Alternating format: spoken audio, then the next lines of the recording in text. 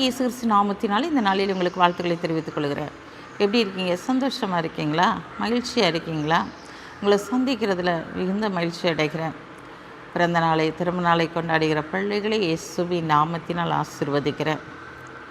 இந்த நாளிலும் கூட ஆண்டவர் நம்முடைய வாழ்க்கையில் அதிசயங்களை செயல்படுத்தப் போகிறார்.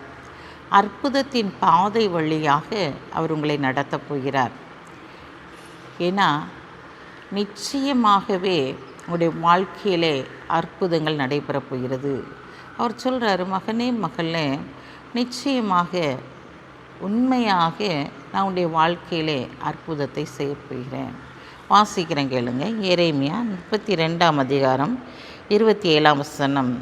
இதோ நான் மாம்சமான யாவருக்கும் தேவனாகிய கர்த்தர் என்னாலே செய்யக்கூடாத அதிசயமான காரியம் ஒன்று உண்டு.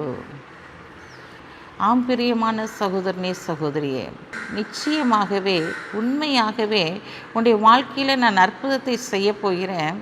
அந்த அற்புதம் உன்னுடைய வாழ்க்கையில் எப்படி நடந்தது என்று சொல்லி நீ ஆச்சரியப்படும் விதமாக அது நடக்கப் போகிறது.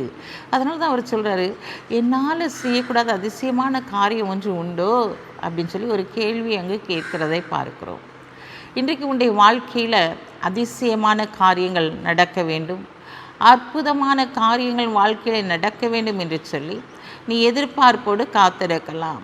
என்னுடைய வாழ்க்கையில் இருக்கிற எல்லா காரியத்திலும் ஒரு மாற்றம் வேண்டும், என் பிள்ளைகளுடைய காரியத்திலே ஒரு மாற்றம் வேண்டும், என் தொழிலிலே ஒரு மாற்றம் வேண்டும், என் சரீரத்திலே ஒரு மாற்றம் வேண்டும் என்று சொல்லி அநேக காரியங்களிலே நாம் ஜெபித்து கொண்டே இருக்கிறோம். ஏதாவது இந்த காரியத்திலெல்லாம் தேவன் அற்புதம் செய்தால் மாத்திரமே இந்த காரியம் நடக்கும், இது என்னால் முடியாது என்று சொல்லி நாம் நினைக்கிறோம். நம்ம அநேக காரியங்களை பார்க்கிறோம், இந்த காரியம் தேவனால் வந்தது என்று சொல்லுகிறோம். ஏன்னா இந்த காரியம் தேவனால் தான் கைகூடி வந்துச்சு அப்படின்னு சொல்கிறோம் இல்லையா? அதுபோல தான் இன்றைக்கு உங்களுடைய காரியங்களை ஆண்டவர் அற்புதமாய் அதிசயமாய் நடத்தப் போகிறார். அவருடைய காரியங்கள் அனைத்தையும் கைகூடி வர பண்ண போகிறார். நீ எதிர்பார்த்து காத்திருந்த காரியங்கள் இந்த நாட்களில் நிச்சயமாகவே நடக்கப் போகிறது. ஒரு நிச்சயமான அற்புதத்தை தேவன் உன் வாழ்க்கையிலே செயல்படுத்த போகிறார். இந்த நாட்டில் உன் நம்பிக்கை வீண் போகாது, நிச்சயமாய் முடிவுண்டு என்று சொன்னவர் உன் நம்பிக்கையை அவர் வர்த்திக்க பண்ணும்படியாக, இந்த நாட்டில் உன் காரியத்திற்கு ஒரு முடிவு உண்டாக்கும்படியாக, அதில் அதிசயத்தை அற்புதத்தையும் செய்து உன்னை வழிநடத்தும்படியாய் கடந்து வந்திருக்கிறார்.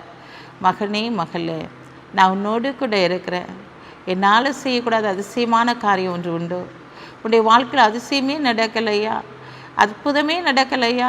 நீ ஜீவனோடு இருப்பதே என்னுடைய கரத்தின் கிரியினால் தானே அப்படின்னு சொல்கிறவர் நரியில் கடந்து வந்திருக்கிறார். இந்த நாளிலும் நீ எதை குறித்து யோசிக்காதே, எதை குறித்தும் புலம்பாதே, தேவனுடைய பாதத்திலே காத்திரு.